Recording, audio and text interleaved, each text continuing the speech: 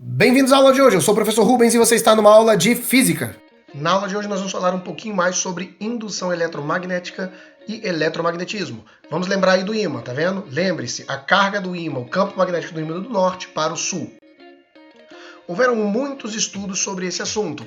O primeiro deles, bem famoso, de Pierre, foi ele que deu o nome de norte e sul para as polaridades do ímã. Depois, o Oster. O que ele fez?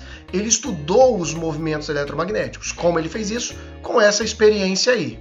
Ele percebeu que ao aproximar uma bússola de um fio com corrente elétrica, a bússola reagia, né? Quer dizer, ela movia-se apontando perpendicularmente para a direção da corrente elétrica.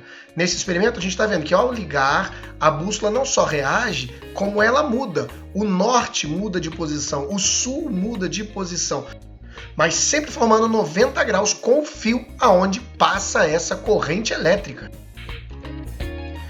Isso foi importante para a gente começar a entender que a corrente elétrica tinha, de uma certa forma, relação com o magnetismo, ou seja, a eletricidade e o magnetismo que a gente acompanhou no estudo dos ímãs, eles eram similares de alguma forma.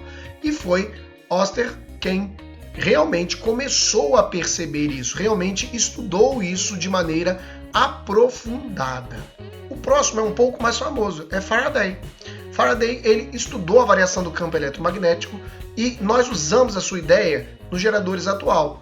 Ele fez essa experiência aí. Ele passou um ímã por uma bobina de fios, ok? Quando ele passou, ele percebeu que tinha uma reação de um galvômetro, né? Um aparelho que mede a quantidade de energia elétrica. Ou seja, sem nenhum tipo de contato, na hora que você introduz esse ímã gera uma corrente elétrica. E de acordo com a posição, né? Você pode reparar que quando o verde entra, o ponteiro mexe para um lado primeiro, quando é o vermelho, ele mexe para outro lado primeiro, ok? Essa foi a experiência que ele fez.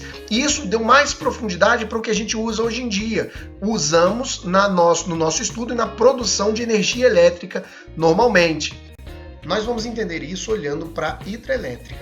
Nela, a gente vê que a movimentação da água, a gravidade puxa a água para baixo, né, e movimenta a turbina. E o que é a turbina? A turbina é esse grande aglomerado de fios, igualzinho o do Faraday, né? Esse aglomerado de fio que fica girando, girando, girando e produzindo esse impulso, essa corrente elétrica.